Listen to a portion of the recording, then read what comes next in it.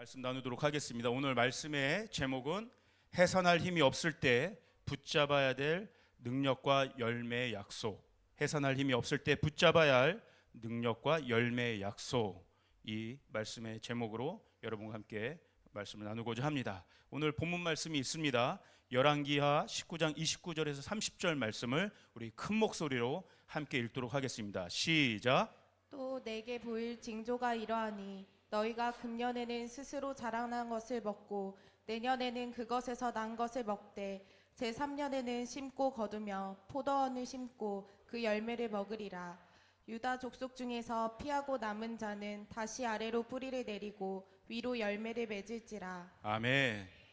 여러분, 인생을 살다 보면 저와 여러분 아마 마찬가지일 것 같습니다. 내 힘으로 컨트롤할 수 없는 이른바 한계치를 초과하는 상황을 마주할 때가 있습니다. 내 한계, 이 한계치를 초과하는 상황의 문제는, 진짜 문제는 무엇이냐면 그 어떤 매뉴얼도 적용이 되지 않는다는 겁니다. 매뉴얼에 나와 있지 않은 상황이에요. 그 한계에 대응할 수 있는 능력이나 그것을 돌파할 수 있는 방법이 없다는 겁니다. 저도 지난 설 연휴 때 제가 드라마 시리즈를 하나 봤는데 더 데이즈라는 드라마였어요. 일본 드라마인데 이 내용이 그 2011년 동일본 대지진이 있었을 때 후쿠시마 원전이 폭발이 했죠. 그때의 상황과 사건 사고를 다뤘던 그런 내용이었습니다. 알다시피 이 쓰나미가 덮쳐왔을 때 모든 것들이 다 파괴되었어요. 모든 것들이 정지되었어요. 사람들 안에 멘붕이 온 거죠. 이른바 현타가 온 겁니다. 왜 그래요? 매뉴얼에 없는 상태가 돼버린 거예요.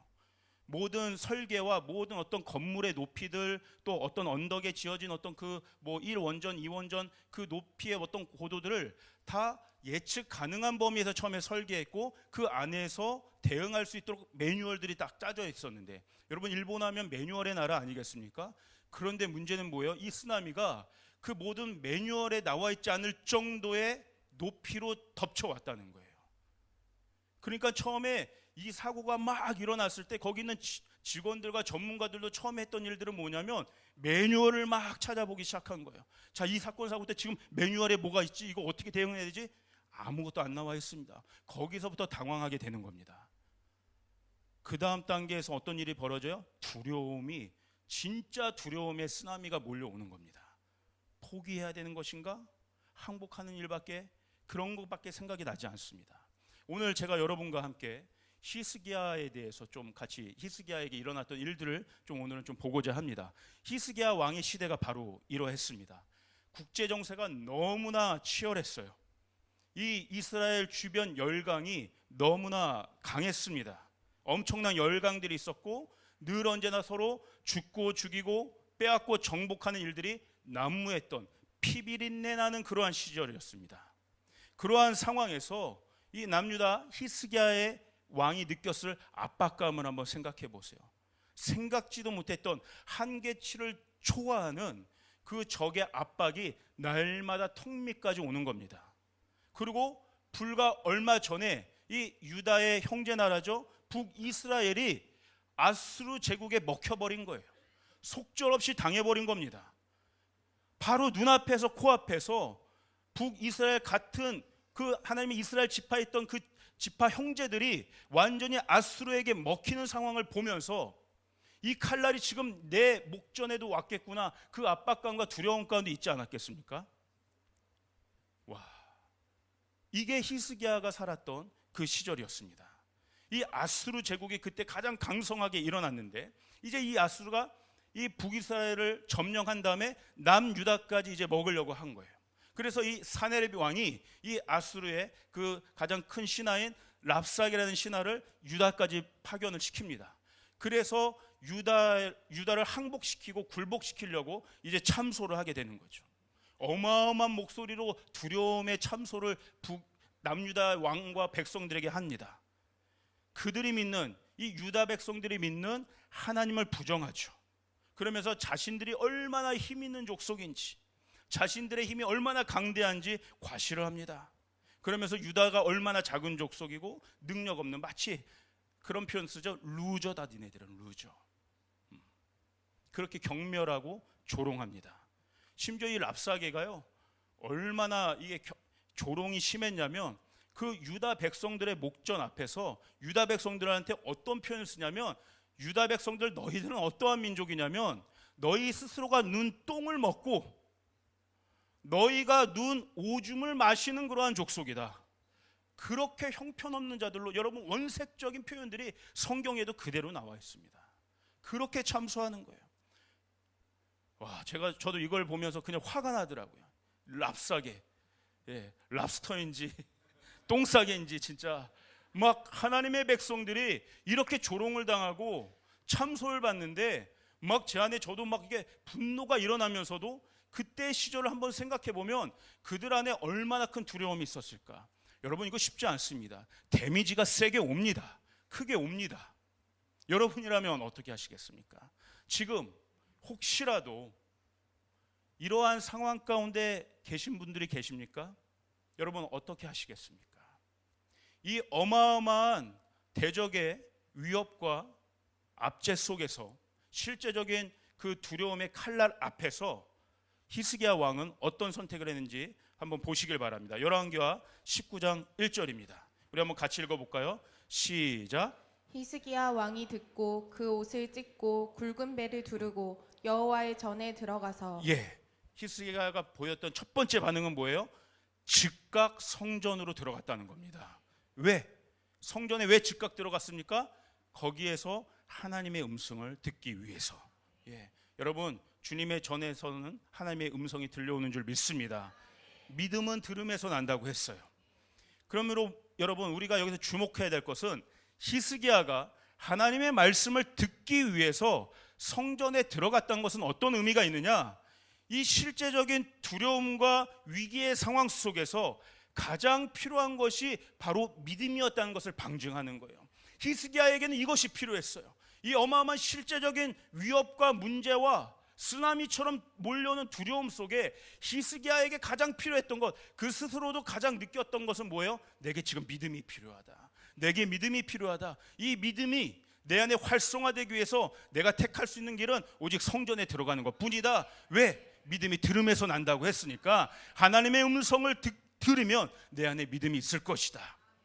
여러분 두려움 가운데 있는 분이 계신다면 즉각적으로 망설이지 마시고 하나님의 음성이 들려오는 그 하나님의 임재 자리로 들어가시길 바랍니다. 바로 그 하나님의 음성을 듣는 그 자리에 들어가서 히스기야는 자신의 있는 모든 두려움의 문제들, 현실의 어떤 벽들, 장애물들, 그 모든 문제들을 하나님 앞에 토설해냅니다. 자신이 지금 당하고 있는, 이 민족이 당하고 있는 모든 환난과 모든 저주와 모든 모욕과 수치를 하나님 앞에서 울부짖으면서 탄식하고 있어요. 그 절정의 부르짖음, 그것이 열왕기하 19장 3절에 표현되어 있습니다. 이것을 한번 우리가 같이 읽어보도록 하겠습니다. 시작. 그들이 이사야에게 이르되 히스기야의 말씀이 오늘은 환난과 징벌과 모욕의 날이라. 아이를 낳을 때가 되었으나 해산할 힘이 없도다. 이것이 히스기야의 현 상태의 모습이에요. 지금의 상태를 어떻게 표현하고 있습니까? 출산 직전의 여인이 이제 아이를 낳을 때가 돼서 출산을 해야 되는데 아이를 낳을 힘이 없다는 거예요. 아이를 낳을 때가 되었으나 해산할 힘이 없습니다. 여러분 아이를 낳을 때라는 게 뭘 의미합니까? 어떠한 중요한 일이 성취되는 그 시간 아닙니까? 이제 내가 기대하고 준비하고 바라봐야 될 어떤 실제적인 눈에 보이지 않았던 것이 실제적인 결과로 눈에 보이는 그 출산으로 나타나는 때가 바로 아이를 낳을 때입니다. 또한 어떤 어려움과 문제들을 극복하는 마지막 그 극복의 순간이 아이를 낳을 때라고 얘기할 수 있어요. 그런데 지금 어떤 상황이에요? 아이를 낳을 때가 다 찬 거예요. 출산의 때가 다 찬 거예요. 그런데 마지막 힘이 없는 겁니다. 아이가 나오지 않는 겁니다. 조금만 더 힘을 내면 예정되어 있던 아이가 나오는 것들을 볼 수 있을 것 같은데 마지막 그 힘이 없어서 지금 예정되어 있던 아이를 못 보는 그 안타까움, 그 울부짖음이 히스기야에게 있는 거예요. 아이가 나오지 않습니다. 여러분 실제적으로 히스기야는 어떤 입장에 있었어요? 이런 아까 열강의 어마어마한 압제 속에 이 국제 정세 속에서 사실 히스기야가 많은 노력을 했습니다. 또 국가적으로 그것들을 정비하고 수로를 정비하고 성벽을 정비하고 군대를 군사 조직을 새롭게 놓고 전술과 전략적으로도 굉장히 많은 준비를 했습니다. 그래서 북이스라엘은 잘못을 저질러서 또 그런 준비들이 부족해서 그렇게 속절없이 아수르에게 당하고 말았어도 우리 남유다는 내가 지켜내겠다, 이제 조금만 더 잘 버텨내면 아수르도 물리칠 수 있을 것 같은데 마지막 그 힘이 없다는 거예요. 또 히스기야가 한 일은 신앙적인 대개혁을 일으켰습니다. 이 신앙적인 대개혁이 이제 마침내 결과를, 열매를 맺어야 될 그때를 기다리고 있는데, 이 아수르가 쳐들어오면 다시 무엇이 들어오는 거예요? 우상들이 들어오는 겁니다. 이방신들이 들어오는 겁니다. 다시 이 땅이, 성전이 더럽혀지게 되는 겁니다. 속절없이 무너지게 생긴 거예요. 하나님의 약속이 마침내 열매를 볼 것 같았는데 열매가 맺혀지지 않는 그 상황. 아이를 낳을 때가 되었는데 출산할 힘이 없습니다. 이것이 히스기야의 부르짖음이었어요. 탄식이었어요. 이 히스기야의 부르짖음을 하나님이 들으십니다. 그래서 선지자 이사야를 통해서 응답을 주세요. 그 응답의 내용이 열왕기하 19장 6절에서 7절 가운데 있습니다. 우리 이 말씀 한번 같이 읽겠습니다. 시작. 이사야가 그들에게 이르되 너희는 너희 주에게 이렇게 말하라. 여호와의 말씀이 너는 아수르 왕의 신복에게 들은 바 나를 모욕하는 말 때문에 두려워하지 말라. 내가 한 영을 그의 속에 두어 그로 소문을 듣고 그의 본국으로 돌아가게 하고 또 그의 본국에서 그에게 칼을 죽게 하리라 하셨느니라 하더라. 아멘. 여러분, 하나님께서 두려워하지 말라고 말씀하고 계십니다. 하나님이 가장 이러한 모든 위기와 어려움 속에 사방이 꽉 막혀 있는 것 같은 상황 속에서 늘 언제나 하나님이 먼저 하시는 일이 있습니다. 우리 안에 있는 두려움의 영을 먼저 제거하시는 거예요. 결국 하나님이 진단하시는 문제는 무엇입니까? 내가 진단하는 것은 내 앞에 있는 문제라고 볼 수 있지만 하나님이 진단하시는 것은 그 문제 때문에 내가 두려움의 영 가운데 사로잡혀 있는 나의 모습을 보여주시는 거예요. 내 영의 문제, 내 마음과 생각의 문제를 먼저 비춰주시는 겁니다. 그래서 오늘 이사야를 통해서 히스기야 왕에게 두려워하지 말 것을 하나님이 말씀하고 계세요. 여러분, 문제는 하나님이 해결해 주실 줄 믿습니다. 하나님이 친히 우리의 모든 원수를 대적하고 물리쳐 주실 줄 믿습니다. 하나님의 약속은 결코 유실되지 않을 것입니다. 그러므로 여러분 두려워하지 마시길 바랍니다. 제가 이 말씀을 준비하면서 강력하게 하나님께서 이사야서 41장 10절의 말씀으로 저도 위로하여 주셨어요. 두려워하지 말라. 내가 너와 함께함이라. 놀라지 말라. 내가 너의 하나님 됨이라. 내가 너를 붙들리라. 견고하게 하리라. 참으로 너를 도와주리라. 참으로 나의 의로운 오른손으로 너를 붙들어 주리라. 오늘 두려움 가운데 있는 분들이 계십니까? 오늘 이 하나님의 위로의 말씀, 하나님이 여러분을 두려움으로부터 자유케 하시는 이 메시지가 여러분 가운데 임하기를 주님으로 축복합니다. 이게 주님 하나님의 관점에서 이게 문제라는 거예요. 두려움 가운데 있는 우리들의 모습. 여러분, 그러므로 세상의 문제에 항복하지 마시고 하나님 앞에서 하나님께 서렌더 하시기 바랍니다. 하나님, 나는 아무런 능력이 없습니다. 아무런 힘이 없습니다. 나는 두려움 가운데 있을 수밖에 없는 존재입니다. 그러나 내가 두 손 들고 하나님께 나아가면 하나님이 나와 함께 하시며 내 안에 있는 모든 두려움을 쫓아내 주실 줄 믿습니다. 두려움의 영이 사라지게 될 줄 믿습니다. 어떤 악한 마귀 사단의 권세가 나를 틈타지 못하게 될 줄 믿습니다. 두려움의 모든 영들이 묶임받고 떠날지어다. 이것입니다. 아까 광고한 것처럼 우리 여기 그 신혼부부 문제상 심한 가정에 출산을 했잖아요. 근데 막 이제 부서 방에, 리더 방에 막 이제 또 기도 제목이 올라온 거예요. 출산할 때가 됐는데 아이가 안 나오는 거예요. 그래서 막 또 유도분만을 하려고 또 뭐 유도분만의 어떤 과정들을 거치는데도 아이가 나오지 않는 거예요. 아이가 나올 때가 됐는데 딱 이 상황 아니겠습니까? 이제 마지막 얼마나 힘을 냈겠습니까? 그런데 아이가 나오지 않는 겁니다. 근데 마지막에 의사가 어떻게 해요? 수술을 통해서 아이를 건강하게 태어나게 했습니다. 저는 이 모습을 보면서 이게 의사의 손길이 마치 우리 하나님의 손길인 것처럼 좀 그렇게 느껴졌어요. 내가 힘이 없어서 내 힘으로 아이를 낳지 못한다 할지라도 하나님의 손길이 우리와 함께 하시면 능히 하나님께서 예정된 때에 출산케 하실 줄 믿습니다. 하나님이 하신다.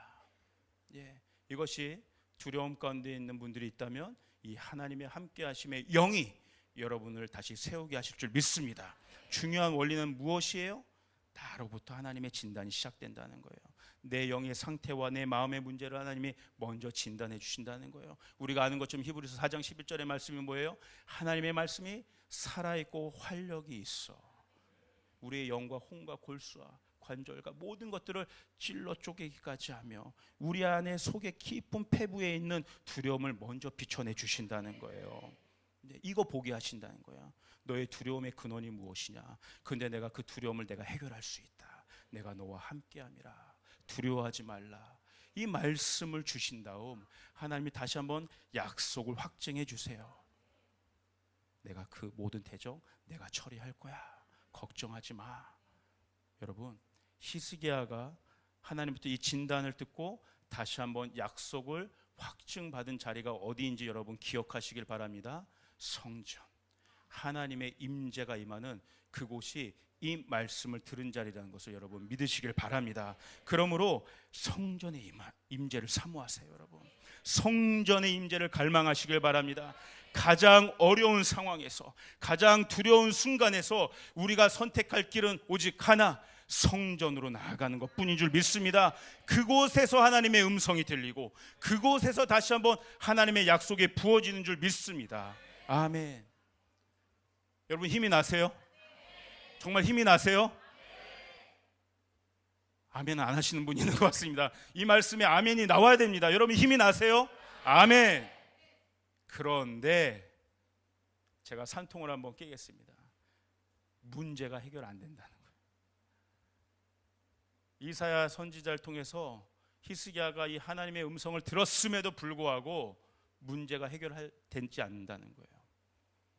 내가 하나님의 약속을 다시 받으면, 이 두려워하지 말라는 음성을 다시 들으면 내가 힘을 낼 수 있을 것 같고 내 앞에 있는 모든 문제들이 즉시로 해결될 것 같은데, 문제는 무엇인지 아세요?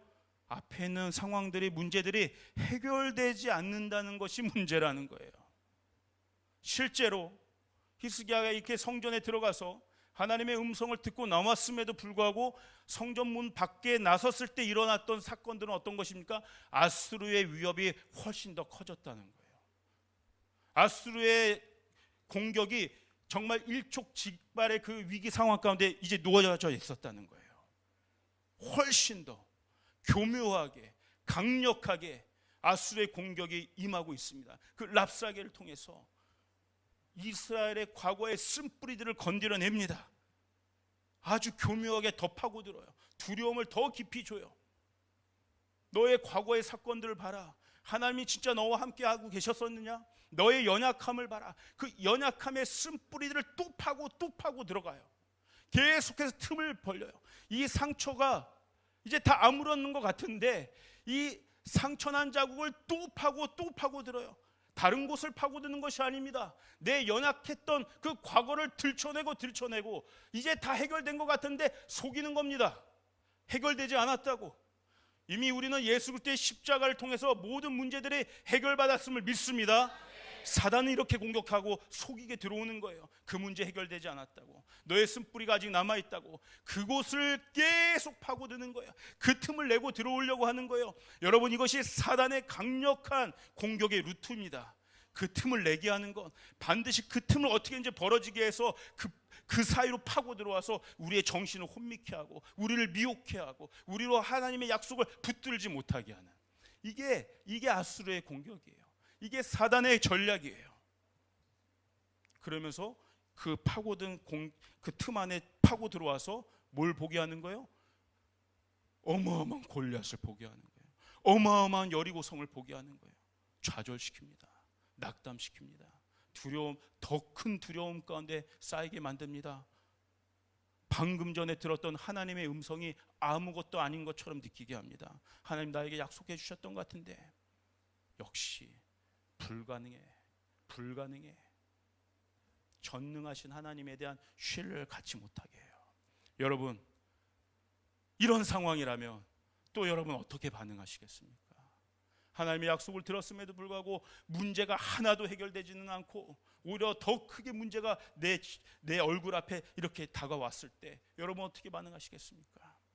여러분 히스기야가 어떻게 반응했는지 여러분 다시 한번 또 보셨으면 좋겠습니다. 우리 열왕기하 19장 14절 15절의 말씀입니다. 함께 읽겠습니다. 시작. 히스기야가 사자의 손에서 편지를 받아보고 여호와의 성전에 올라가서 히스기야가 그 편지를 여호와 앞에 펴놓고 그 앞에서 히스기야가 기도하여 이르되 그룹들 위에 계신 이스라엘의 하나님 여호와여, 주는 천하 만국의 홀로 하나님이시라. 주께서 천지를 만드셨나이다. 아멘.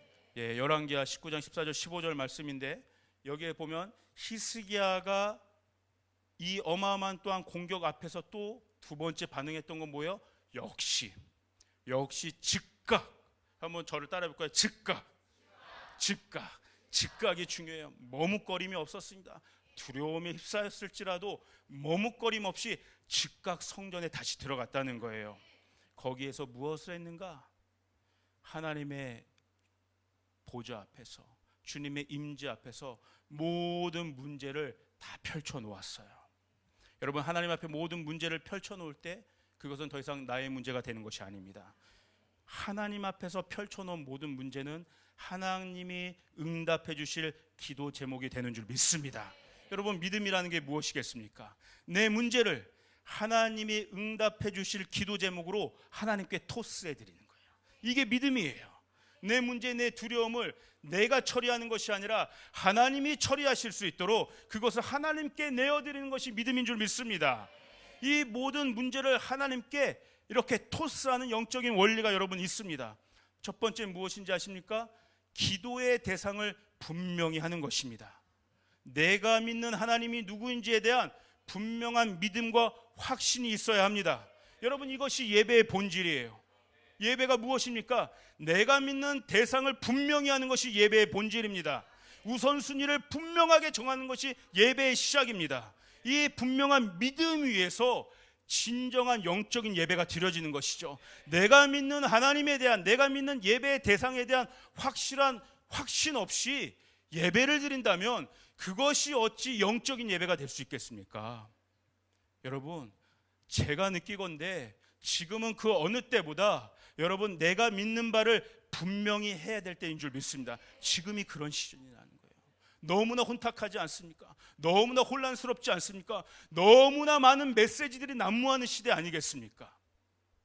우리를 미혹하고 유혹하고 혼잡하게 하는 이 시즌일수록 우리가 분명해야 될 것은 내가 믿는 대상이 누구인지를 분명하게 정하는 것이에요. 경계선이 있으면 안 된다는 것입니다.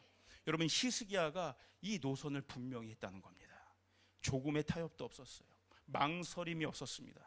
주저함이 없었습니다. 오직 하나님.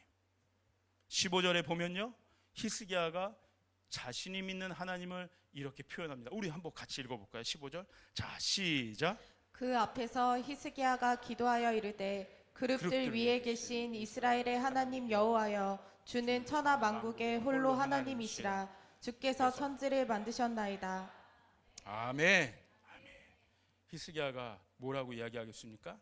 우리 하나님, 내가 믿는 하나님은 천사들 위에 계신, 천사들은 하늘을 뜻하지 않습니까? 하늘은 무엇을 뜻합니까? 능력을 뜻합니다. 초자연적인 역사가 내려지는 것을 뜻합니다. 우리 하나님, 이스라엘 하나님, 나의 하나님, 그 하나님이 능력의 하나님이시다. 그 하나님이 천하 만국의 유일하신 하나님이시다. 그 하나님이 창조주 하나님이시다. 여러분, 히스기야는요, 아무리 힘들고 어려워도 이 기도의 대상을 분명히 했어요. 예배의 대상을 분명히 했어요. 여러분, 결단하시길 바랍니다. 오늘 적어도 이 예배 가운데 나오셨다면 여러분이 드리는 이 예배의 대상을 분명하게 하시길 바랍니다.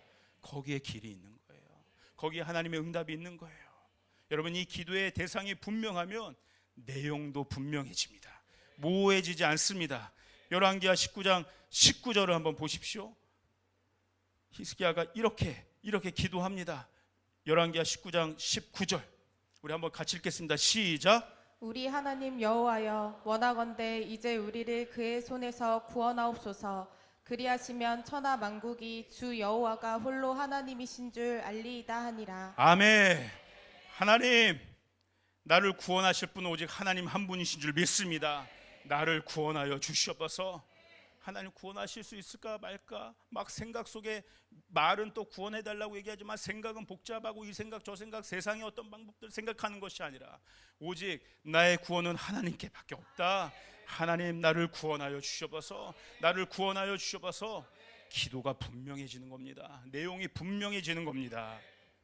저는 이 히스기야의 기도를 들으면서, 이 히스기야가 나를 구원해 주십시오라고 하면서 어떻게 마지막 기도 내용을 정해요? 그리하시면 천하 만국이 주 여호와가 홀로 하나님이신 줄 알리이다. 마지막 이 기도의 대상을 확실하게 갖고 있는 히스기야가 마지막 바라보는 그 끝은 단지 나의 문제가 해결되는 것이 아니라 하나님의 하나님 되심이 증거되는 것이다. 하나님의 영광이 선포되는 것이다. 이 모든 세계 열방 위에 하나님의 살아계심이, 하나님의 주권이 증거되는 것에 있다. 하나님의 영광을 갈망한다는 거예요. 이 히스기야의 기도를 보면서 저는 어떠한 모습이 떠올랐냐면, 지금 사실 막 속은 썩어 있는 거예요. 두려움 가운데 있는 거예요. 그래서 막 울부짖을 수밖에 없는 거예요. 막 옷을 찢으면서 탄식할 수밖에 없는데, 그럼에도 불구하고 그 깊은 중심 안에는 하나님에 대한 믿음이 있기 때문에 당당함이 있는 거예요. 우리 하나님이 능력 있으신 분이다. 우리 하나님이 전능하신 분이다. 와, 저는 그게 보이더라고요. 그 영적인 당당함, 내가 믿는 하나님에 대한 자부심, 영적인 가오라고 하죠. 예, 너네가 나를 어떻게 참소한다 할지라도 나는 내가 믿는 그 하나님을 붙들고 말 것이다. 이 하나님이 해결해 주실 것이다. 그 영적인 당당함이 막 느껴지더라고요. 제가 좋아하는 사진이 하나 있어요. 여러분, 그 다니엘이 그 사자굴에 잡혔을 때, 그저 들어갔을 때 그런 사진 본 적 있으실 겁니다. 근데 막 사자굴 앞에서 막 이렇게 두려워 떠는 다니엘의 모습이 아니라 뒷짐을 딱 지고 그 사자들 앞에서 사자들을 내려보는 영적인 당당함. 그게 오늘 예수 믿는 저와 여러분들의 신앙의 자태가 되어야 될 줄 믿습니다. 그 당당함마저도 없으면, 그 가오마저도 없으면, 이 영적 가오가 우리 안에 회복되는 오늘 이 시간이 되길 여러분 축복합니다. 아멘. 이 분명한 기도의 대상을 가지고 또 분명한 기도를 드렸을 때 우리 하나님 또 응답해 주세요. 열왕기하 19장 20절을 한번 보시겠습니까, 여러분? 아모스의 아들 이사야가 히스기야에게 보내 이르되, 이스라엘 하나님 여호와의 말씀이 내게 아수르 왕 사나립 때문에 내게 기도하는 것을 내가 들었노라 하셨나이다. 하나님이 들으셨다는 거예요. 여러분, 그러므로 기도해야 되는 줄 믿습니다. 기도해야만 사는 줄 믿습니다. 기도하는 사람의 응답도 받게 되는 줄 믿습니다. 하나님이 다 듣고 계시는 거예요. 이 믿음이 있어야 돼요. 하나님이 듣고 계신가 안 듣고 계신가 때로 의심이 들 때가 있지만, 하나님이 듣고 계신지 안 듣고 있는지 우리 어떻게 알아요? 때로는. 그러니까 믿음이 필요한 거예요. 하나님, 내 신음소리 듣고 계신다. 히스기야의 이 탄식소리 지금 듣고 계신다고 여기 나와 있지 않습니까? 여러분, 그러므로 여러분 처절함을 가지고서라도 여러분 기도의 자리에서 승부를 내시길 바랍니다. 이곳에 나오시길 바랍니다. 하나님이 듣고 계신다. 그러면서 하나님의 약속이 다시 한번 이사야 선지자를 통해 부어지기 시작합니다. 3년의 약속을 주세요. 이 약속의 말씀 우리 한번 같이 읽어볼까요? 19장 29절 31절의 말씀은 같이 한번 읽어보겠습니다. 시작. 또 내게 보일 징조가 이러하니 너희가 금년에는 스스로 자라난 것을 먹고 내년에는 그것에서 난 것을 먹되 제3년에는 심고 거두며 포도원을 심고 그 열매를 먹으리라. 유다 족속 중에서 피하고 남은 자는 다시 아래로 뿌리를 내리고 위로 열매를 맺을지라. 남은 자는 예루살렘에서부터 나올 것이요 피하는 자는 시온산에서부터 나오리니 여호와의 열심히 이 일을 이루리라 하셨나이다. 아멘. 아멘. 여러분, 이 하나님의 열매 맺음의 약속을 기억하시길 바랍니다. 이 약속을 붙드시길 바랍니다. 여러분, 여기 나와 있는 3년은 보통 성경에서 어떤 의미가 있습니까? 차오르는 시간이에요. 완성되는 시간입니다. 차오름과 완성이 이 3년의 의미 안에 있습니다. 여러분, 하나님이 반드시 여러분에게 주신 약속을 이루실 줄 믿습니다. 하나님이 준비시키고 회복시키는 것에는 반드시 기다림의 과정이 필요하다는 거예요. 하나님은요, 열매의 때를 인내하고 하나님의 약속을 믿음으로 붙잡는 자에게 반드시 그 열매를 맺게 하실 줄 믿습니다. 여러분, 제가 예수의 이름으로 선포합니다. 3년 차가 반드시 오게 될 줄 믿습니다. 담임 목사님 선포한 것처럼 특별히 2025년 올해가 3년 차의 해가 될 줄 믿습니다. 3년 차의 해가 올 것이라 이 올해가 열매를 맺게 하는 3년 차의 해가 될 것인 줄 믿습니다. 특별히 힘이 없어 출산하지 못한 자들에게 반드시 해산할 결실을 보게 하실 줄 믿습니다. 힘이 없는 자들에게 하나님 힘 주실 줄 믿습니다. 그러므로 여러분, 포기하지 마시고 끝까지 힘이 없을 때, 해산할 힘이 없을 때 여러분 성전에 나오셔서 주님께 매달리시길 바랍니다. 기도로 나아가시길 바랍니다. 하나님의 약속을 붙드시길 바랍니다. 3년의 때에 하나님이 반드시 열매 맺게 하실 줄 믿습니다. 이것이 오늘 하나님이 히스기야 왕에게 주신 3년의 약속이었어요. 오늘 이 말씀을 근거로 적용을 하고자 합니다. 여러분, 첫 번째는 성령 충만함의 루틴을 만들어야 됩니다. 여러분, 히스기야 왕처럼 이런 어마어마한 한계치를 초과하는 상황이 왔을 때, 이 위기와 두려움이 왔을 때 성전으로 즉각 들어가는 어떤 이런 히스기야의 반응이 저절로 이루어지는 것이 아닙니다. 아까 제가 얘기했던 그 영화의 내용처럼 우왕좌왕하게 됩니다. 해결받아야 될 곳으로 들어가야 되는데 해결되지 않을 매뉴얼만 찾다가 끝나고 마는 것입니다. 이게 저절로 성전에 들어갈 수 있는 게 아닙니다. 이 한계치를 초과한 상황에서 우리가 이 문제들을 해결하려면 성령의 충만함을 항상 힘입어야 될 줄 믿습니다. 이 히스기야 왕은 그러기 위해서 먼저 그가 왕이 되었을 때 첫 번째로 했던 일이 있습니다. 그것은 무엇이냐면 모든 우상을 제거했던 것이었어요. 열왕기하 18장 4정 6절을 제가 한번 읽어보겠습니다. 한번 여러분 보세요. 그가 히스기야입니다. 여러 산당들을 제거하며 주상을 깨트리며 아세라 목상을 찍으며 모세가 만들었던 놋뱀을 이스라엘 자손이 이때까지 향하여 분향함으로 그것을 부수고 누수단이라 일컬었더라. 히스기야가 이스라엘 하나님 여호와를 의지하였는데 그의 전후 유다 여러 왕 중에 그러한 자가 없었으니 곧 그가 여호와께 연합하여 그에게서 떠나지 아니하고 여호와께서 모세에게 명령하신 계명을 지켰더라. 여러분, 히스기야는 실제적으로 하나님 대신 조금이라도 다른 것을 의지할 그 모든 잔재들을 남김없이 제거해 버렸습니다. 이게 무엇을 의미합니까? 이 모든 우상이란 그거잖아요. 하나님 대신 선택할 수 있는 것, 하나님 대신 의지할 수 있는 게 우상 아니겠습니까? 이 우상을 다 제거했다는 것은 무엇이냐면 히스기야가 유다의 백성이 오로지 의지하고 택할 수 있는 한 가지만 남겨놨다는 거예요. 그것은 오직 하나님만 남겨놓았다는 것입니다.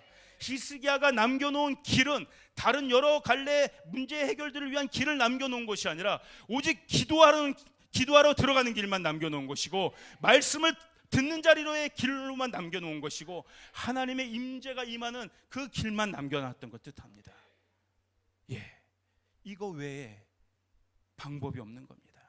오직 여러분 하나님만 의지하는 길을 남겨놓으시길 바랍니다.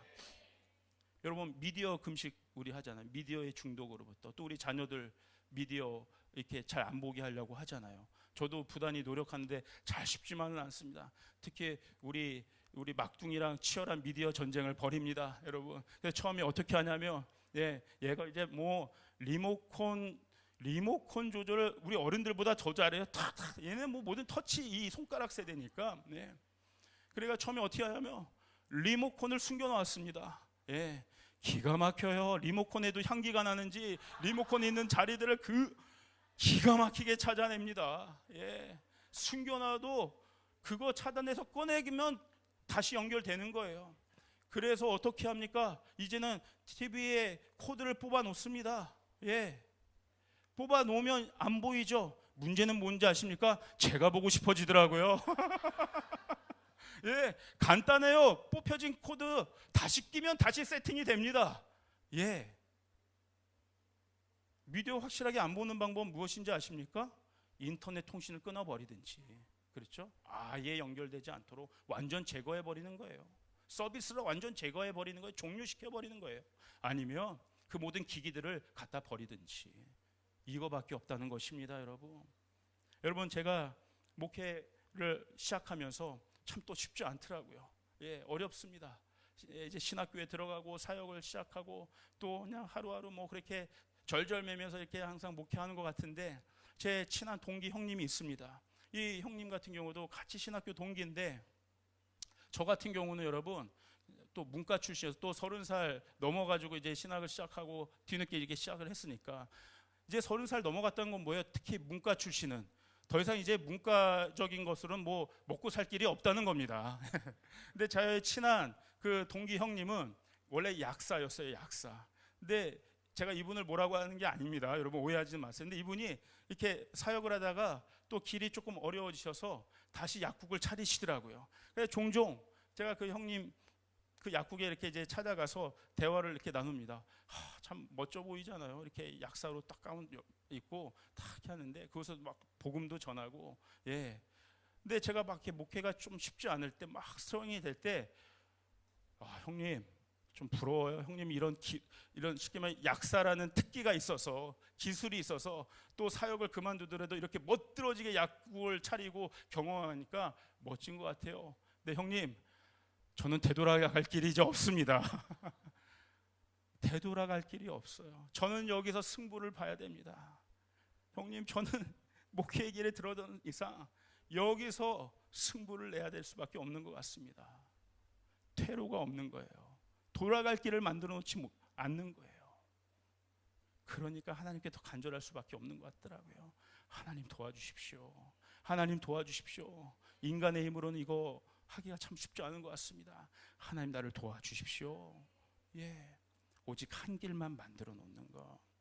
어저께 저는 우리 청년 20대 리더들과 함께 어디를 방문했냐면 청와대를 방문했습니다. 처음 갔어요. 우리 리더들을 데리고 청와대를 갔어요. 예. 여러분 안 가신 분들 한번 가보기를 또 한번 추천드립니다. 갈만합니다. 예, 굉장히 갈만한데, 그 청와대에 가는 어떤 그 길목에 정말 오늘 우리 시대의 현 상황을 보여주는 장면들이 그대로 펼쳐져요. 특히 헌법재판소 앞에 바로 거기 이제 가는 길인데, 그 길 하나를 두고 이쪽에서는 찬성하는 시위가 일어나고 이쪽에서는 반대하는 시위가 일어나고, 격렬하게 정말 길 하나를 놓고 격렬하게 싸웁니다. 저는 청년 리더들과 함께 그 길을 올라가서 청와대에 들어가서 함께 그렇게 기도했어요. 이곳은 좌도 아니고 우도 뭐가 지배하는지 더 이상 그런 지역이 아니다. 그런 공간은 아니다. 그러나 이곳은 굉장히 상징적인 곳이다.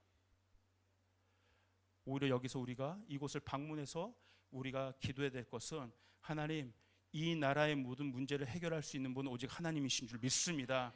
하나님의 통치와 하나님의 주권이 이 나라를 덮어주시옵소서. 이 리더십 가운데, 이 국가의 리더십 가운데 하나님의 주권이 임하게 하여 주시옵소서. 하나님의 뜻이 임하게 하여 주시옵소서.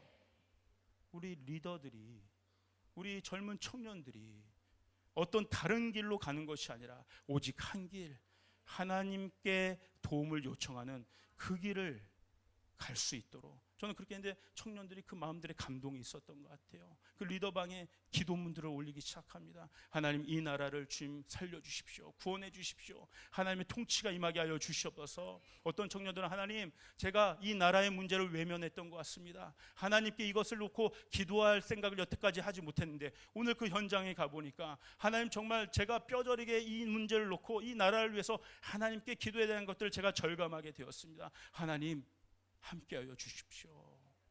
여러분의 모든 인생의 문제를 오직 하나님께 맡기시기를 바랍니다. 아멘. 예, 이게 매일같이 성령의 충만함을 입는 루틴을 만들어놔야 되는 거예요. 두 번째는, 이 히스기야가 했던 것이 무엇이냐면, 모든 아까 우상을 제거하고, 두 번째 무엇을 했냐면 예배를 회복시켰습니다. 모든 무너졌던 절기를 회복시켰습니다. 예배를 회복시켰고, 그 다음 무엇을 회복시켰냐? 11조를 회복시켰습니다. 레위인들을 회복시켰습니다. 이게 무엇을 의미합니까? 하나님께 마땅히 드려야 할 것들을 회복시킨 것을 의미합니다. 삶의 모든 시간의 중심, 절기를 회복시켰다는 것은 이 시간인데, 모든 시간의 중심을 하나님의 시간, 하나님의 절기, 예배하는 것으로 맞춰냈다는 거예요. 또 11조를 회복했다는 건 무엇입니까? 모든 재정의 원칙과 기준을 하나님께 우선적으로 드리는 것으로 맞춰놨다는 것입니다. 아무리 없어도, 지금 내 형편이 아무리 궁핍해도, 여러분 그 두 랩돈을 하나님께 정성껏 냈던 그 과부처럼 하나님께 마땅히 우리의 시간과 우리의 재정을 드려야 되게 될 줄 믿습니다. 시간과 재정이 정말 현실적인 문제 아니겠습니까? 이 실제적인 것들을 히스기야는 회복시켰다는 거예요. 우상을 제거하고 시간과 재정을 회복시키는 이 작업이 어떤 작업이에요? 성전에 들어가 하나님의 음성을 실제적으로 들을 수 있는 길을 만들어 놓은 작업이라는 것입니다. 이것이 하나님의 음성을 듣게 하기 때문에, 하나님의 음성을 들으면 아까 무엇이 생긴다고 했습니까? 믿음이 생긴다는 것입니다. 우리 안에 믿음이 활성화되면 우리 안에 성령이 충만하게 임하시는 것입니다. 삶의 루틴이 이렇게 세팅된 그 사람들이 한계치를 초과하는 결정적인 순간에 즉각 성전에 들어가 하나님을 붙잡을 수 있는 것입니다. 여러분, 그러므로 오늘 여러분의 삶 가운데 제거해야 될 것들은 과감하게 제거하시길 바랍니다. 회복시켜야 될 것들은 과감하게 회복시키길 바랍니다. 하나님의 축복이 여러분에게 임할 줄 믿습니다. 아멘. 두 번째 적용이 있습니다. 성령의 충만함을 입으셨다면 두 번째, 여러분 결국 우리는 말씀으로 승부 보는 사람들이 되어야 될 줄 믿습니다. 한번 생각해 보세요. 우리 예수님 한번 생각해 보시기 바랍니다. 예수님의 공생애가 시작되기 전 30살을 사셨잖아요. 이 30년은 어떠한 인생이셨을까? 성경에 나와 있지 않지만 제가 상상해 보건대 예수님의 공생애 시작 전에 30년은 성령의 충만함으로 가득한 시간이었을 거라고 저는 생각해요. 예수님이 그렇게 증거하셨잖아요. 나는 오로지 아버지의 음성만을 듣는다. 아버지의 음성만을 듣는다. 여러분 동의하십니까? 예. 예수님의 인생 자체는 아버지의 음성만을 듣는 그러한 인생이었어요. 그 30년도 그 아버지의 음성을 계속 듣는 그러한 시간들을 보내지 않으셨겠습니까? 예수님 안에 그러므로 성령의 충만함이 있으셨던 거죠. 그 성령의 충만함이 절정을 보여주는 사건이 바로 뭐예요? 예수님이 세례를 받으신 사건이죠. 그 요단강에서 세례 요한으로부터 세례를 받으셨을 때 하늘문이 열리고 성령이 비둘기처럼 임하면서 예수님께 성령이 충만했다는 것들이 확증되었어요. 어떤 음성이 마지막으로 들려왔습니까? 이는 나의 사랑하는 아들이요 나의 기뻐하는 자라. 이 음성이 들리는 것 자체가 내 안에 지금 성령이 충만하는 것을 증거하고 있는 것인 줄 믿습니다.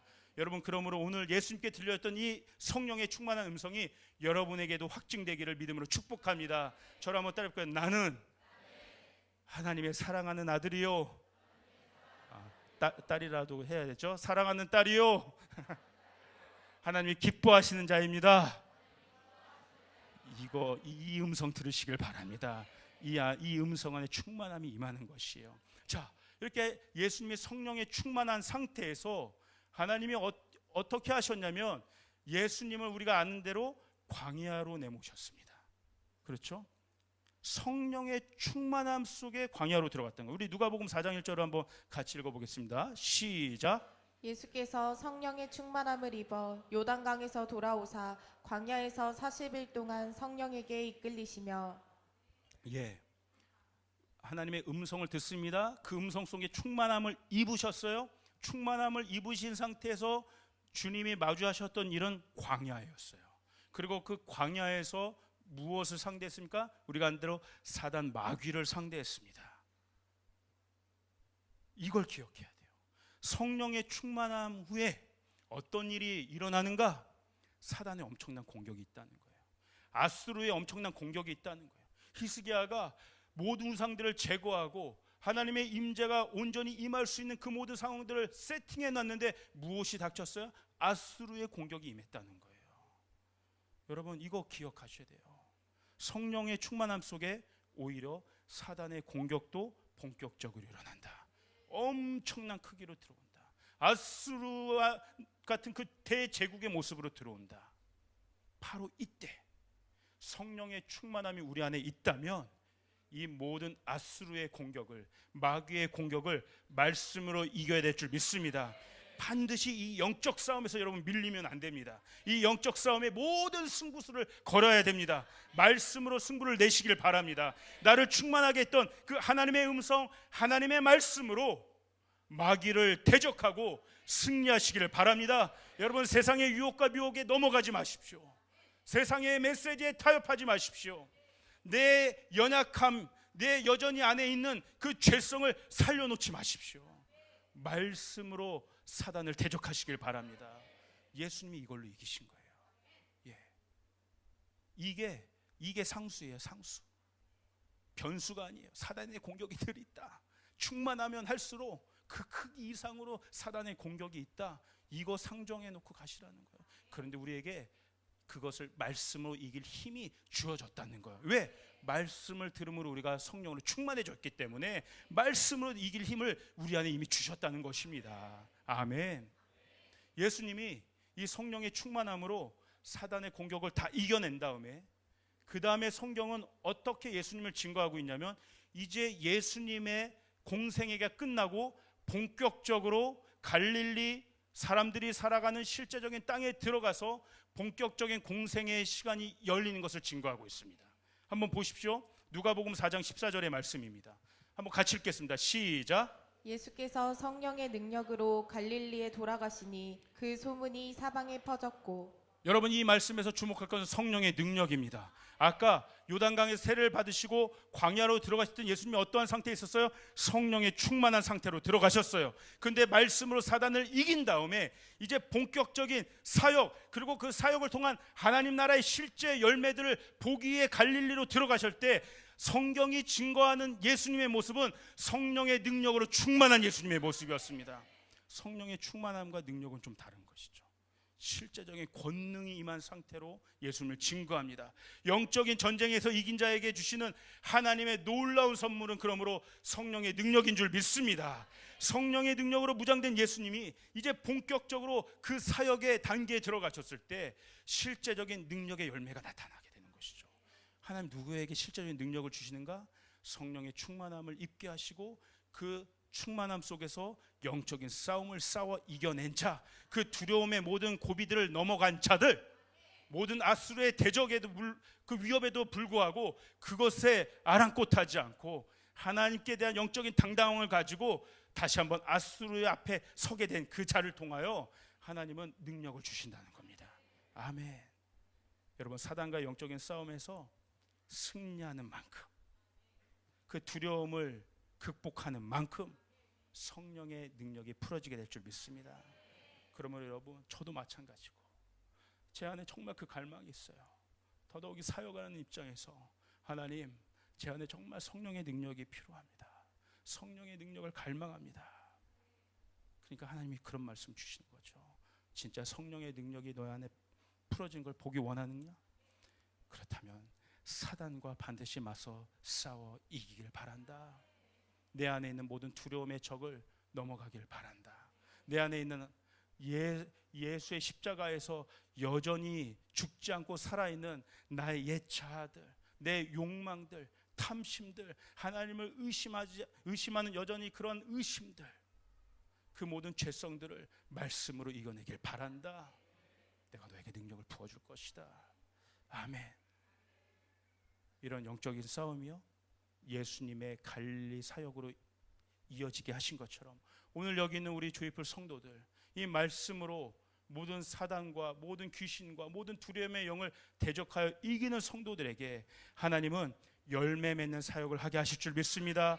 열매 맺는 교육을 하게 하실 줄 믿고, 열매 맺는 학업을 하게 하실 줄 믿고, 열매 맺는 관계를 이루게 하실 줄 믿고, 열매 맺는 선교를 하게 하실 줄 믿습니다.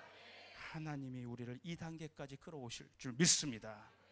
그러므로 오늘 저와 여러분에게 권능의 영이 임하시면, 성령의 영이 임하시면 그 능력으로 묶인 자를 풀어주고 귀신을 쫓아내고 잃어버린 영혼을 구원하게 하시고 하나님의 나라를 이루게 하실 줄 믿습니다. 아래로 뿌리를 내게 하시고 위로 열매를 맺게 하시는 하나님의 그 3년의 약속이 올해 반드시 우리의 두 눈으로 보게 되는 역사가 일어나게 하실 줄 믿습니다. 그럼 여러분, 산통이 있지만 여러분 끝까지 힘내시길 바랍니다. 출산의 기쁨을 보게 하실 거예요. 추수의 기쁨을 맛보게 하실 줄 믿습니다. 우리 예배팀 나오시길 바랍니다. 우리 마지막으로 오늘 본문 말씀을 한번 같이 선포하고, 여러분 정말 믿음으로 한번 선포하시길 바랍니다. 이 말씀 선포하고 우리 찬양하도록 하겠습니다. 우리 열왕기하 19장 29절 30절입니다. 우리 한번 같이 읽겠습니다. 시작. 또 내게 보일 징조가 이러하니 너희가 금년에는 스스로 자라난 것을 먹고 내년에는 그것에서 난 것을 먹되 제3년에는 심고 거두며 포도원을 심고 그 열매를 먹으리라. 유다 족속 중에서 피하고 남은 자는 다시 아래로 뿌리를 내리고 위로 열매를 맺을지라. 아멘. 우리 옆 사람에게 선포하시길 바랍니다. 3년의 축복이 있을 것입니다. 3년의 축복이 있을 것입니다. 우리 주님께 영광의 박수를 드리도록 하겠습니다.